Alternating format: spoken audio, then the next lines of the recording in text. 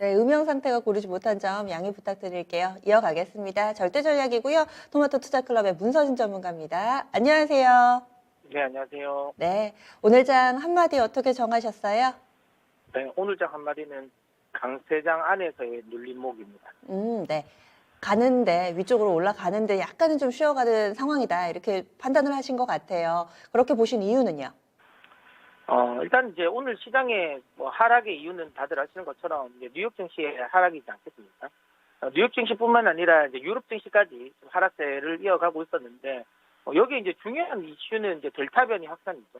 델타 변이 확산, 뭐 그에 따른 다시 이제 경제 재봉쇄에 대한 우려감 이 부분이고요. 또 특히 최근 들어서 경제 지표들이 이제 피크아웃을 찍고 내려가고 있는 상황이잖아요. 그러다 보니까 이제 경기의 이제 피크아웃, 그에 따른 실적 피크아웃 우려감 이게 좀 복합되면서 지금 좀 조정을 주고 있다라고 보시면 되는데, 근데 이제 지금 이제 시장의 하락의 이유들을 하나씩 이제 집어서 이제 분석을 해보면, 그러면 이게 시장을 추세적으로 하락으로 만들 수 있을 것이냐라는 건 저는 다시 한번 생각해봐야 되는 부분이 아닐까라고 생각을 하는데요.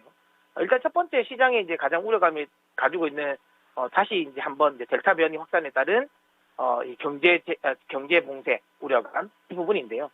이거는 저는 현실화될 가능성은 크지 않다고 보고 있습니다. 왜냐하면 우리가 제일 처음에 이 팬데믹이 제일 처음에 터졌을 때는 사실 이 상황에 대한 대처 능력이 없었잖아요. 이게 뭐 거의 사상 초유의 사건이다 보니까 굉장히 이제 일단은 그때 당시 백신도 개발되지 않았던 상황이고, 그러면서 이제 일단 다 경제 봉쇄를 했지만 지금은 어쨌든 사망률 자체가 치명률이라고 하죠. 치명률이 낮아진 상황이잖아요. 그러면서 그리고 이제 각국의 의료 시스템들이 여기에 어느 정도 이제 매뉴얼을 만들어 가고 있는 상황이잖아요. 그래서 예전 초반만큼 이렇게 혼란이 가중될 가능성은 크지 않다라는 거죠. 우리나라만 일례로 들더라도 사실 예전에는 초반에 이 팬데믹 초반에만 하더라도 만약에 하루 확진자 수가 100명만 넘고 500명 됐다 하면 굉장히 많은 거였지 않습니까? 근데 지금은 지금 1000명이 지금 넘고 있는 상황이 2주째 연속되고 있음에도 불구하고 일상생활과 관련된 부분에 있어서의 우리의 이런 변화는 오히려 예전에 비해서는 조금 더 그냥 더 원활하게 생활하고 있다라고 보시면 될 것 같습니다. 그 다음에 미국이나 유럽처럼 백신을 많이 맞은 국가들 같은 경우는 셧다운 가능성이 크지는 않다라는. 영국은 오히려 지금 뭐 자유의 날이라고 선언을 하면서 아예 이 부분을 놔버린 상황이죠.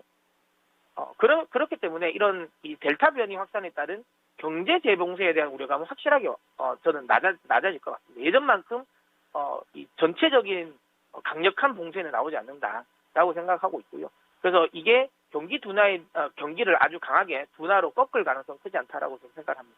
또 하나는 시장이 지금 우려하고 있는 경기의 피크아웃을 이미 올 상반기부터 이 이야기는 나오고 있었다라는 거죠. 이 절대 전략을 계속 자주 보신 분들은, 제가 출연하는 절대 전략 자주 보신 분들은 제가 이 이야기를 엄청나게 자주 이야기 드렸습니다. 물가 이야기를 할 때. 그러니까 상반기는 인플레이션과 관련된 부분이 분명히 우려감이 있겠지만 이게 하반기로 넘어가면서 실적에 대한 부분, 이 경제 지표는 결국엔 피크아웃이 될 거다. 슬로우다운 한다. 조금씩 이제 하락을 할 것이고, 그렇기 때문에 이제 하반기에는 경기 민감주는 아무래도 실적에 대한 피크아웃이 이야기가 나올 수밖에 없기 때문에 조금 안 좋을 것이고, 오히려 그래서 나스닥 같은 기술주가 훨씬 더 좋을 것이다라고 이야기 드렸던 부분이죠. 시장이 알고 있는 부분입니다. 어쨌든 이 보복 소비가 펜트업 디맨드로 인한 어찌 보면 과잉 소비라고 해야 되나요? 이 부분이 이제는 점진적으로 정상화되는 과정인 거지, 이게 경기 둔화로 가는 흐름은 아닙니다. 지금 현재의 경제 지표의 피크아웃은 정상화로 가는 과정이지 이게 둔화로 가는 과정은 아니다. 일부에서는 이걸 가지고 이제 스태그플레이션의 이야기를 또 하고 있는데요. 그럴 가능성은 저는 여전히 크지 않다라고 보고요. 유가도 지금 현재 급락이 나왔던 상황이고, 시간이 지나면서 기조효과가 빠져나가는 구간에서는 이제 물가 상승률은 제한될 가능성이 매우 크다라고 저는 보고 있습니다. 그렇기 때문에 뭐 이 인플레이션에 대한 우려감, 뭐 스태그플레이션에 대한 우려감, 그다음에 지금 현재 이 경제 지표가 이게 고점을 찍고 눌리고 있는 구간 자체가 뭔가 경기가 부진한 흐름은 아닌 거라고 생각하고요. 이제 정상화 가는 과정이다. 물론 그 과정에서 분명히 덜컹거림은 있겠죠. 왜냐하면 좋아지는 게 표면적으로 눈으로 보기에는 안 좋아져 보이기 때문에 분명히 여기에 대한 소화 과정은 필요하다라고 저는 생각을 하는데, 이게 시장을 추세 하락으로 끌고 내려갈 가능성은 여전히 크지 않다라고 보고요. 경기 민감주들의 실적 피크아웃은 나올 가능성이 없습니다. 그래서 경기 민감주 쪽에 대한 투자는 제가 항상 이야기하면 조금씩 줄이시는 게 맞고요. 오히려 반면에 이렇게 경제 성장률이 둔화된다라는 거는 그만큼 성장주에 대한 매력을 더 부각시킬 가능성이 높습니다. 그래서 여전히 저는 성장주 쪽에 좀 포지션 주셨으면 좋겠다라는 생각이 들고요. 달러 강세가 사실 거슬리긴 합니다. 제 눈에도 좀 거슬리긴 하는데 이 달러 강세는 제가 보기엔 좀 한정일 것 같습니다. 부채 한도 증액 협상 이 부분이 마무리되는 시점까지. 왜냐하면 재무부가 지금 구간에서는 공격적으로 국채를 찍어낼 수가 없거든요. 그러면서 국채 가격 자체가 올라가잖아요.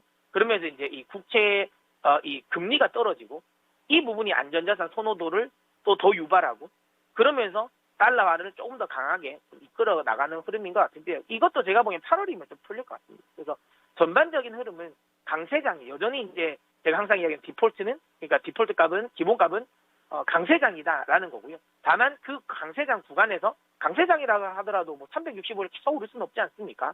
그래서 그 구간에서 살짝 눌려주는 구간이라고 생각하시면 될 것 같고요. 현금을 많이 보유하신 분은 저는 걱정하지 마시고 그동안 사고 싶었었던 기술주 중심으로 제가 이 방송에서 많이 이야기 드렸던 2차 전지라든지 그다음에 이제 반도체는 좀 시간 텀이 있어요.